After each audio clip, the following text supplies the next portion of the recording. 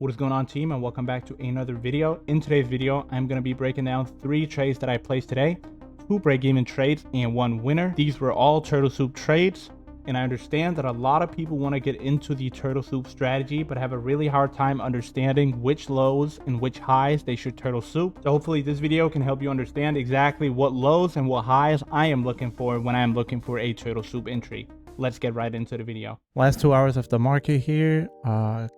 Not ideal to be trading PM session on Fridays if you ask me, but I did want to try and give this turtle soup a stab long. So we will see how it plays out. I'm in 2 contracts on the E-mini NASDAQ 100. So yeah, we'll see how it plays out. Basically, I'm expecting a rebalance to the upside after this huge drop down here earlier today. Also a finish of this obvious market maker buy model. So if you want high quality turtle soups, you want to find them within market maker sell or buy models. There's that big push I'm talking about. Looks beautiful. I'm not going to trim any contracts when I'm only running 2 minis.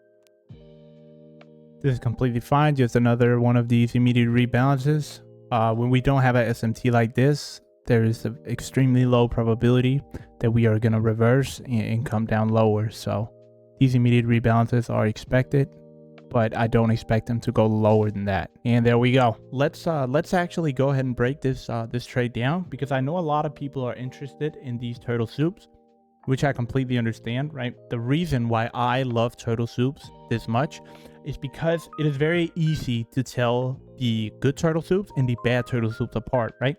So I can often keep a very tight stop on turtle soups, because if it goes lower, like a lot lower than the low that I'm turtle souping, it's probably not a turtle soup, right? So I want to see an immediate reaction like we did right here, right? We barely got in drawdown, and that is how you tell apart the good turtle soups from the bad ones, right? But let's go ahead and break this down. So if we take a look at today, we can see that we got this huge sell-off around lunchtime, right? A bit prior to lunch. So what this tells me is that we just finished this market maker sell model, right? We have the buy side of the curve here and we have the sell side of the curve here. And the buy side of the curve actually took out the all-time highs, which was my target for today. I also called that out in my Discord. And once I see a market maker sell model finish like this and then hit a higher time frame fair gap like we did here, right? On a 4-hour time frame, we can see that we dug into this 4-hour fair gap. But what makes this fair gap higher probability than the one above it? I have mentioned this in previous videos, but I am going to mention it again. We have a 4-hour order block that overlaps with a fair gap, and that is one of the best methods to tell apart the good fair gaps from the bad ones, right? And you can even add extra confluence to this by using the optimal trade entry Fibonacci, right? So we have an order block within a fair gap that is also within optimal trade entry. So when we hit gaps like this on a higher time frame, I am expecting quite a large pullback on a lower time frame, right? This was placed on the 1-minute time frame. So if we go ahead and jump to the 1-minute time frame, we can see that this 1:01 p.m. low was the first low that was created within that 4-hour time frame fair gap, if that makes any sense, right? Then we continued to sweep that low. Now, something I want to mention that not a lot of people pay attention to is this. When you have a higher time frame gap and you are watching a 1-minute chart, the first low that we create within that gap is often going to get taken out, right? So a lot of people who wanted to long on a lower time frame off of that 4-hour gap got stopped out by this rally down, right?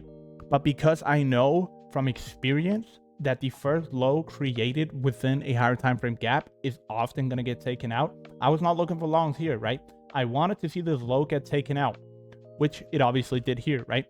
And then we got that smart money reversal and the market maker buy model started. So we can see after the liquidity sweep, we continued to display lower for a little while here, but then we got that huge bullish displacement.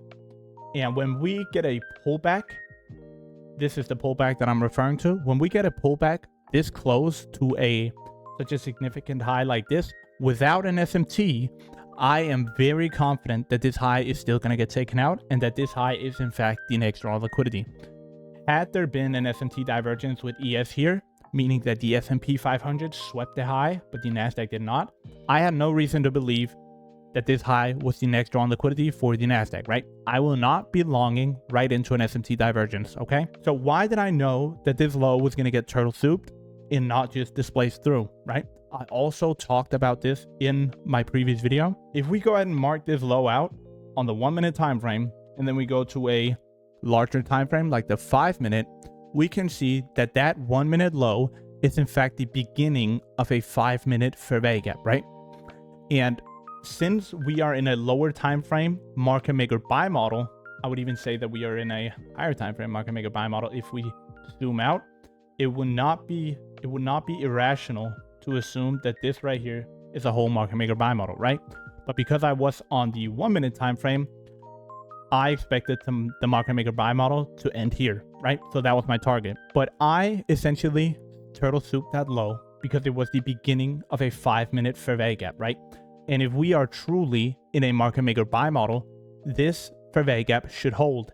And when we create a 5 minute fair value gap like this with such displacement, I am not expecting the constant encroachment or the middle point of that gap to get hit. Ideally, I would want this to stay open, the middle point of this fair value gap, and that is exactly what happened. We tapped the 5 minute gap and then immediately rallied higher. And that was essentially the trade of today, which gave me, I don't even remember how much profit that was, but quite a good amount for a Friday PM session. Again, I do not condone trading the Friday PM session. I would just leave it alone and only trade the AM session on Fridays. I rarely do it.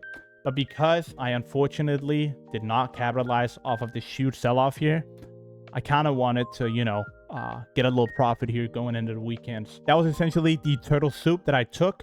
I can quickly go over two other turtle soups that I took today, which both unfortunately went break even, but they were still very good turtle soups. So let's quickly run over them. So this was the first trade of today. I turtle soup this very low, and I'm going to explain why I decided to turtle soup this low. And the reason why I wanted to soup this low was because if I go to a 15-minute time frame, that low is the beginning of a 15-minute gap, right? Now, I don't want any of you to go in and just turtle soup every low that aligns with a higher time frame gap. That's not what I want, right? The only reason why I wanted to soup or long that low was because my drawn liquidity for today was higher, right? I wanted to see those all-time highs get taken out. And we obviously had equal lows here, right? We had a 15-minute high here, here, here, and here, right? So my drawn liquidity was higher. I called this out in my Discord this morning too. And that is the reason why I was looking for longs. If I was not confident about the bias, I would not be longing or souping that low, right? But let's go back to the 1 minute time frame and then see what happened. So as you can see, we get filled and it's extremely beautiful. I am in no drawdown almost whatsoever. And we just rally higher, right? Now, my TP for this trade was this high right here. And as you can see, we actually got very close to it, but unfortunately dropping way down lower, right? And obviously, I have my stops to break even here because you don't want to turn a trade that went to 3.9R into a loser, right? Nobody wants to do that. But what I did instead was something that I do not recommend anyone do unless you have traded these turtle soups for a really long time, right? Instead of going break even, I turtle souped this low again, right? I doubled my position by turtle souping this low, right? And the reason why I turtle souped this low was because I was still extremely confident about the higher drawn liquidity, right? And now we just created more buy side liquidity for me to get. So if we go to hourly time frame, that low that I marked out in my original entry has now become the low or the beginning of a 1 hour fair value gap, right? That is the reason why I decided not to go break even, but instead double my position and go long again. So this was the trade. I think I had around the same stop, something like this. And now I only targeted this high, right? Because I was in with double the size that I originally was in with. So I targeted this high instead of this high, but let's go ahead and see what actually happened. So I will play it out. We come down, tap me in very beautifully, right? No drawdown again almost, and we continue to rocket higher. At this point, I moved my stops to break even because, again, I was in with double the amount of size that I originally went in with. So I was break even at this point. And as you can see, price struggled to get through this 15-minute gap, right? So back to the 1 minute time frame here. I am break even at this moment. We come over halfway towards my TP, and then we stop me at break even, right? So all around, really, really good turtle soups. This was prior to the release of NFP here on Friday. So I was not expecting very good price action. While I do say that I was in with double my size that I originally entered with, that was still not very large size, right? Because first of all, I'm trading at 5:30 a.m. So I'm trading London session after the macro hours. And it's right before NFP. So I was not expecting the best price action, but I wanted to give these turtle soups a shot anyway. And as you can see, they both worked really well. Had I been in with my normal size, I would have probably taken partials alongside these extreme pushes to the upside. But unfortunately, I was not taking any partials. So this was just 0 P&L for me.